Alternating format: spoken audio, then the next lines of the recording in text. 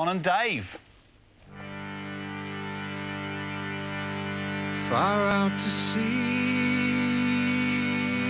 where the waves roll strong, past all that is known, past the point of no return. If I should vanish, if I was gone, the waves would roll on, the waves would roll on. Nothing to guide me,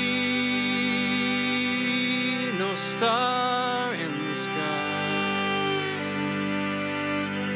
no seabirds behind to wheel and to cry. If I should vanish,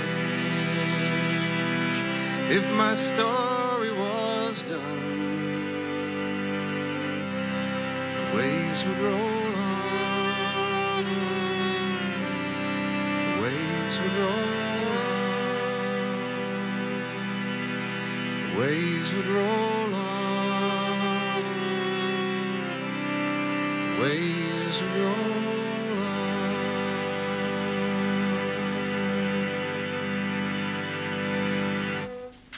Very nice. Don Mcglashan, thank you so much.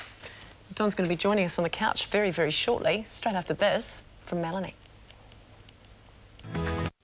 This morning, welcome Ian Hughes and Don Mcglashan. Lovely to see you both. Cool, hello. good to be here.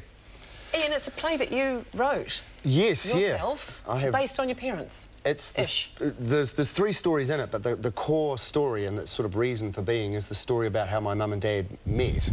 Which was what? How? Well, I didn't know the story until about 6 or 7 years ago, and I sort of said, hey, how did you meet? And Mum started telling me this amazing story. It was just absolutely incredible. And the short version goes, she was a nurse in England. She had a couple of boys who asked her to marry her. She sort of freaked out, got a passage on a freighter from England to Canada with this piece of paper saying, when you get off, go to this little town and a man in a canoe will take you across Hudson Bay and you can help Eskimos give birth. What? Yeah, she just she just basically took off. This is just before Christmas in 1962. Middle of the Atlantic Ocean, there's this huge storm, massive storm, and a sailor, it's a bit unclear of exactly how it happened, but a sailor smashed the whole front of his skull off. You could see his brain. And so she was a nurse, so they said, oh, nursey, come and we need your help. They took her up into this little shed, and there's this man, awake, conscious, with the front of his brain skull missing, and they said, make him better. And so she had to nurse him for 4 days through the storm. They had no supplies, no medical equipment, no drugs, nothing. They basically ripped up sheets and boiled water, and she kept...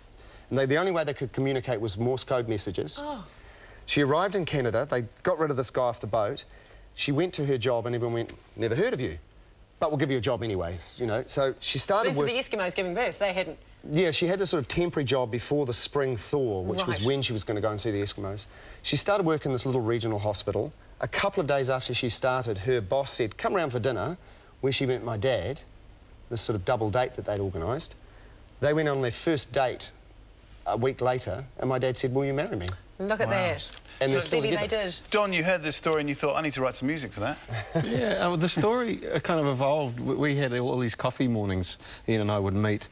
And the story of his mum and dad meeting was really fantastic story, but there was also all these ideas about the enormity of setting off into the unknown, and because it was all about seafaring. There were other stories that he was interested in telling too. There's a story of a Chinese admiral many centuries ago, and another story about an Irish conscript who deserts and jumps off a boat somewhere near the coast of New Zealand 3 or 4 centuries ago. So there are all these interlocking stories, and I just thought it was fascinating. And also the idea that you should tell your story. That if you don't tell your story, then you don't exist. You're lucky if you're an actor and you can, though, eh? Yeah. We have a clip, so let's just have a look at what this is all about. no star in the sky, no seabirds behind to wheel and to cry. If I was to vanish, if my story was done, the waves would roll on, waves would roll on.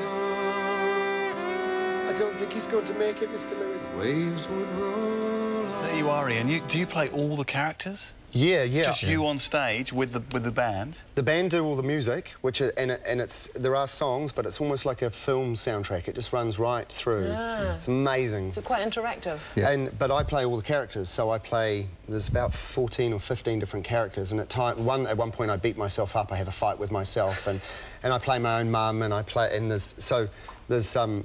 there's quite a lot of fun with the theatrics of how you change from one character to the other, and I do it with lots of accents and that sort of thing. Very clever. It's not the first time you've done it. You did it back in 2008 too, didn't you? Yeah, well, it's had a couple of incarnations. It was done in 2008, and Don did all the music, but it was all pre-recorded. Ah. And we toured that round, and we did quite a lot of the regional festivals, and we did a season in Auckland. But then in 2010, the International Festival in Wellington gave us a bit more money and said, dream a little, you know, take the show and take it to the next level. So I said, wouldn't it be amazing if we had live musicians? So we brought Don and Dave, who you saw, and Chris O'Connor, perform the music live on stage. And I thought, this will make it better. And it's just like... Totally taken it to the next level. It's fantastic. Because it's different every night. You know, like we'll pick up something that Ian says and we'll play with it, and then he'll get back, you know, he'll get back to us, and the song can expand a little bit. Yeah. It's really fun. Did you actually look back at some of the sea shanties from maybe 300 years ago, and do they exist? You know, I'm thinking Spanish Ladies and all that kind of stuff. There's fantastic songs, because I mean, all of those songs about yearning and distance, and all the songs about the energy of living on board a ship. You know, there's lots of them in the canon of New Zealand folk songs. In fact, like New Zealand folk songs in English are mainly sea shanties.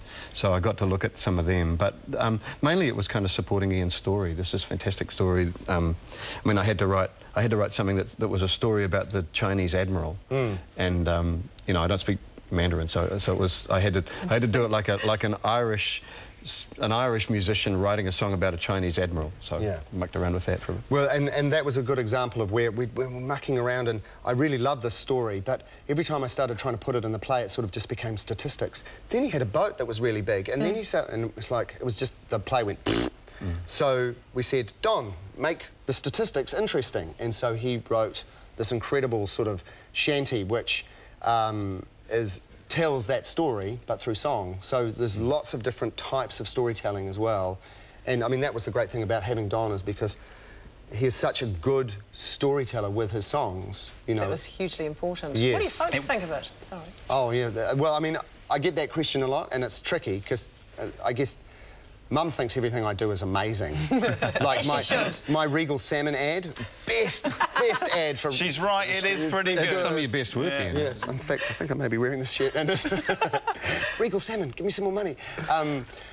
So they, you know, they love it. But it's one of the great things is being able to go back and sort of, it's, you know, everyone loves their mum, but, you know, so I've got this sort of love letter back to my parents, you know. They're the heroes, they're, you know, and they're 22 and they're young and impetuous, and it's great to have gone back and seen them like that, you know, and had to, yeah, so it's been a really nice thing to have done for the family, I guess. Very cool. And it opens tonight? Tonight? Yeah. Q Theatre?